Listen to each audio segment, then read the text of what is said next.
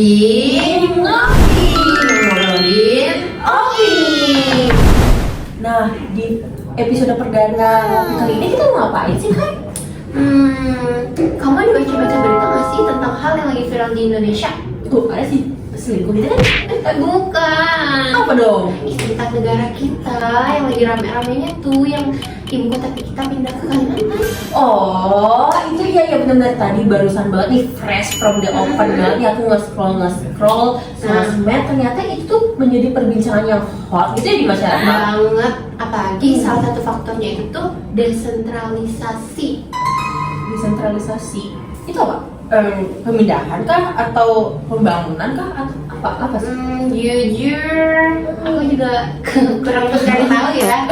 Oh gitu. Daripada kita nerka-nerka, mending kita kayak ngundang nggak sih pembicara kita yang paling keren, paling kayak amin kayak wow gitu ya nggak sih? Oke, tanpa babi bu bebo, kita sambut pembicara kita, Kak Fenia dan Kak Wadari.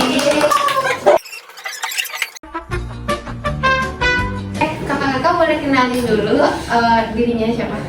Oke, jadi halo semuanya, kenalin aku Fenia Ardina. Aku merupakan mahasiswa aktif di Fakultas Ilmu Sosial dan Ilmu Politik Universitas Udayana. Salam kenal.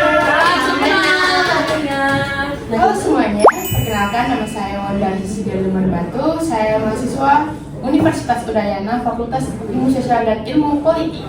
Halo Wadari. Nah, sebelum kita masuk lebih dalam, aku mau nanya-nanya nih pendapat kakak sendiri tentang desentralisasi. Coba dari kakak Fenia, desentralisasi itu apa sih kak?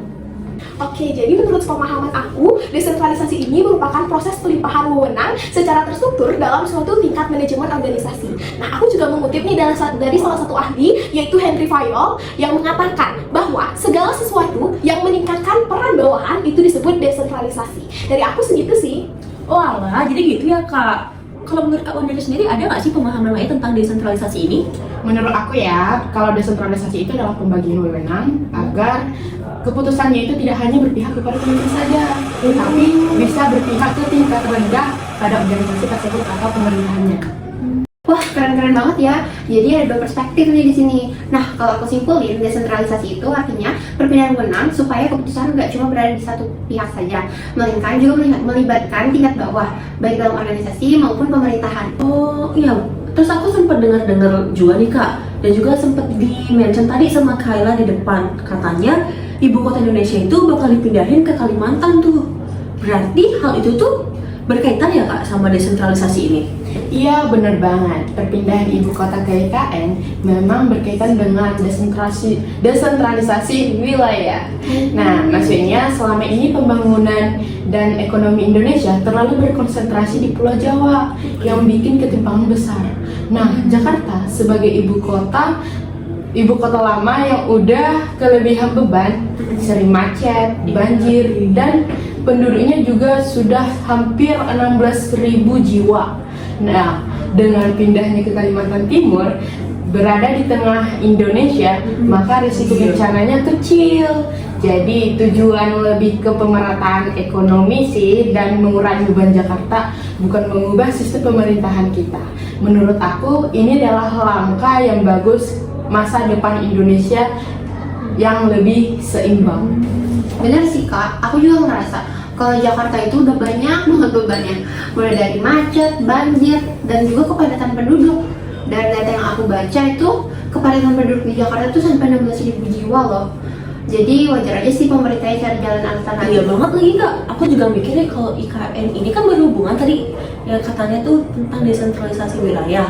Itu tuh karena pusat pemerintahannya itu dipindah ke Kalimantan secara geografis yang lebih tengah di Indonesia. Nah, aku juga sempat baca nih, ternyata Bappenas itu juga menyebutkan bahwa Kalimantan Timur ini dipilih karena resikonya itu lebih kecil dari bencana besar. Kalau menurut Kak Fenia itu gimana? Ada tambahan kah? Jadi sebenarnya pendapat aku sama teman-teman yang lain itu sama banget. Jadi pemindahan ibu kota ke IKN itu memang sangat berkaitan erat dengan desentralisasi wilayah. Berdasarkan data yang pernah aku lihat dan baca, data dari BPS dan Bappenas, itu 56% penduduk Indonesia dan 58% PDB nasional itu berpusat di Pulau Jawa. Jadi tujuan dari pemindahan ibu kota ke IKN atau dari Kalimantan ini itu untuk pemerataan pembangunan, di mana pemindahan ibu kota ke IKN itu bukan merupakan desentralisasi kewenangan, melainkan ini merupakan desentralisasi parsial untuk membangun pembangunan berkelanjutan yang merata di Indonesia. Segitu sih dari aku. Oh gitu ya kak. Jadi bisa dibilang IKN ini tuh bukan cuma tentang pindah gedung pemerintahan, tapi juga strategi jangka panjang pemerintah dalam melakukan pemerataan pembangunan ya. Oke, benar banget nih. Nah kalau gitu kita lanjut ke pertanyaan utama aja nggak sih kak? Apa sih tujuannya dipindahin ibu kota Indonesia ini kayak dari awalnya di Jakarta jadi ke IKN? Nah, kalau dari pendapat aku sih ya teman-teman, tujuan dari pemindahan ibu kota dari Jakarta ke IKN ini itu tentunya untuk pemerataan pembangunan. Nah, kita tahu nih, kalau misalnya saat ini itu lagi berpusat banget nih di Pulau Jawa, khususnya di Jakarta kan. Jadi bahkan aku baca data BPS, itu kepadatan di Jakarta itu mencapai 16.000 jiwa teman-teman. Kebayangkan kalau misalnya nggak dipindahin, itu padatnya gimana? Iya benar banget kak. Terus aku mau nambahin nih, kalau IKN ini kayaknya tuh merupakan upaya pemerintah buat pembangunan tuh biar gak numpuk di Pulau Jawa aja. Soalnya sekitar setengah dari populasi di Indonesia, sekitar 56% tuh tinggalnya di Pulau Jawa. Serius? Iya, makanya jadi beban pembangunan dan pemerataan, jadi beban pembangunan dan kepadatan tuh ada di Pulau Jawa. Make sense. Betul, dari sisi kebijakan, IKN itu dibuat bikin pusat pertumbuhan baru. Jadi bukan cuma Jakarta yang maju, tapi daerah lain juga ikut berkembang. Dan jangan lupa, Kalimantan Timur itu juga dipilih karena risiko bencananya relatif rendah. Dan menurut Bappenas, daerah ini minim gempa dan gunung api dibanding Jakarta. Nah, kalau menurut aku pribadi, aku paham sih tujuan dari IKN itu tuh buat melakukan pemerataan pembangunan. Tapi dampaknya kan gak langsung buat masyarakat ya. Dan ini kan dampaknya jangka panjang. Terus aku ngerasa masih banyak daerah lain yang butuh diperhatiin gitu. Oh iya benar. Kayak aku setuju banget sih sama yang kamu bilang, kayak masih banyak wilayah-wilayah yang belum banget diperhatiin sama pemerintah. Nah kalau soalnya yang seperti kita lihat sekarang ya, kondisi sekarang ini masih banyak banget nih daerah-daerah yang terpencil tuh pelosok yang akses pendidikan dan juga kesehatannya itu masih belum rata banget gitu, bahkan ke sekolah pun mereka masih susah gitu kan. Nah jadi aku mikir juga nih dan juga menjadi khawatir apakah fokus pemerintah ke IKN itu udah jadi prioritas yang paling tepat dibandingkan memfokuskan kepada masalah masyarakat yang lainnya, ya kan? Yes, tapi ya sebenarnya sih kekhawatiran kalian dua itu memang benar banget ya, benar-benar mewakili isi hati dari masyarakat. Tapi for your information guys, coba kita lihat itu dari kajian kebijakan publik. Nah IKN itu merupakan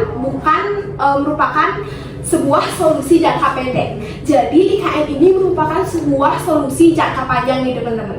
Jadi berdasarkan laporan Bappenas bahwa IKN itu dirancang sebagai strategi jangka panjang untuk mengurangi ketimpangan pembangunan yang selama ini hanya terpusat di Jakarta dan juga terpusat di Pulau Jawa saja. Oh alah, jadi sebenarnya IKN itu bukan buat nyelesain masalah yang sekarang ya kak, tapi buat masalah lebih besar ke depannya. Ih, bener banget apa yang dibilang Kayla. Kalau misalnya pemindahan ibu kota dari Jakarta ke IKN ini itu merupakan solusi jangka panjang teman-teman. Berdasarkan data BPS yang selalu aku mention tadi, kalau misalnya kepadatan penduduk di Jakarta itu sampai 16.000 jiwa. Kebayang nggak kalau misalnya kita tetap paksain pusat pemerintahan itu tetap berada di Jakarta, nantinya itu malah akan menimbulkan masalah baru, bahkan masalah di bidang sosial, bahkan di bidang lingkungan teman-teman. Nah jadi kok dipikir-pikir itu bener-bener aku setuju banget sih, kayak make sense gitu loh. Tapi aku lagi mikir lagi gitu loh, apa sih dampaknya untuk masyarakat di ke bawah itu, apakah mereka benar-benar merasakan dampak dan juga manfaat yang diberikan oleh pemerintah itu sendiri? Pertanyaan yang bagus. Aku pernah baca itu tentang jurnal administrasi publik, yaitu yang berkaitan dengan perpindahan ibu kota yang berdampak positif, yaitu yang mendukung seperti pemerataan investasi dan pembangunan sumber daya manusia.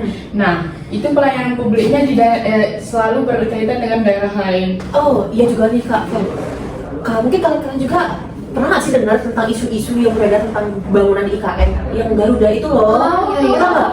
Nah itu tuh hangat banget di perbincangan publik gitu, karena menurut berita dan juga masyarakat bentuk dari bangunannya itu tuh masih banyak menuai kritik dari masyarakat karena bentuknya yang dianggap kurang estetik gitu loh, dianggap kurang gitu sama masyarakat.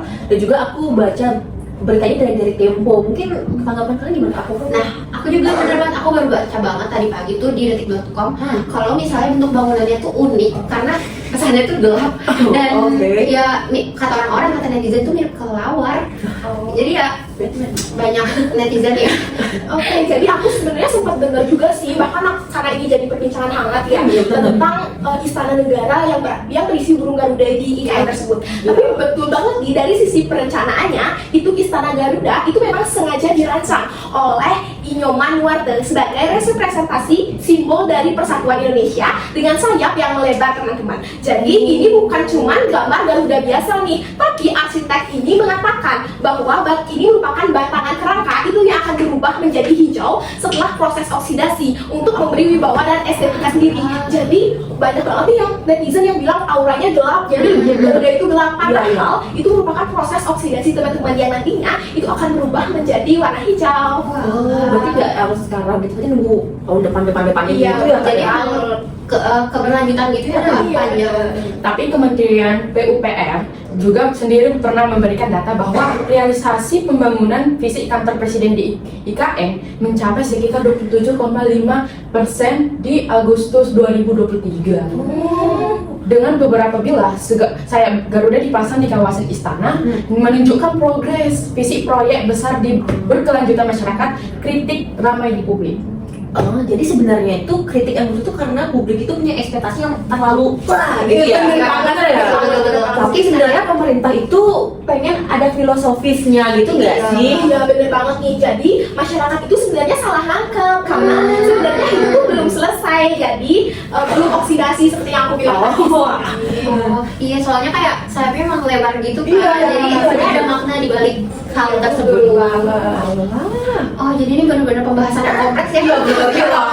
Iya. Nah, kalau aku simpulin dari diskusi hari ini, pemindahan ibu kota dari Jakarta ke IKN itu bukan cuma soal pindah gedung pemerintahan, tapi soal pembangunan Indonesia ke masa depan. Dan juga apakah kebijakan ini efektif atau enggak, itu sebenarnya sangat bergantung pada gimana sih cara pemerintah untuk mensejahterakan masyarakatnya di masa yang akan datang gitu, nggak cuma sekarang doang gitu kan. Betul banget, seperti yang aku bilang tadi, kalau pemindahan ibu kota ke IKN ini itu merupakan dampak jangka panjang, teman-teman.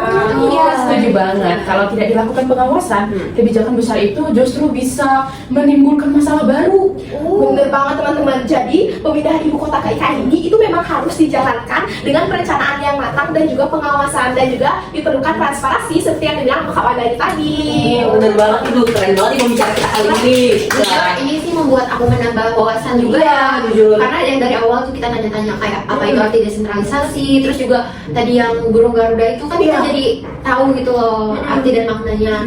Nah, mungkin kakak kita udah sampai di akhir pembicaraan. Seru banget ya ngomong sama kakak. Yang awalnya aku jadi agak ragu tentang pembangunan IKN, jadinya agak tercerahkan gitu loh pikiran aku, jadi kayak oh ternyata ada perspektif lain kayak gitu. Iya, dari pendapat kalian juga aku nambah insight-insight baru nih tentang pemindahan ibu kota ke IKN tentunya. Jadi kalian dapat ilmu, kita juga dapat ilmu. Waduh, ini dia nih yang kita suka. Nah, mungkin segini aja ya Kak untuk di sesi ngopi kita kali ini. Semoga kita kedepannya semakin terbuka lagi dan juga semakin bisa menambah wawasan kita tentang politik Indonesia, dan juga kita berani untuk mengutarakan pendapat kita karena sejatinya kita itu mempunyai hak kebebasan berpendapat.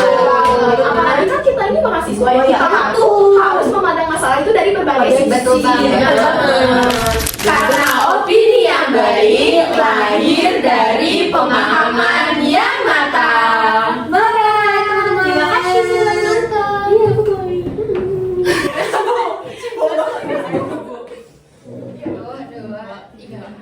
Kasih paham bos, kasih paham bos, bukan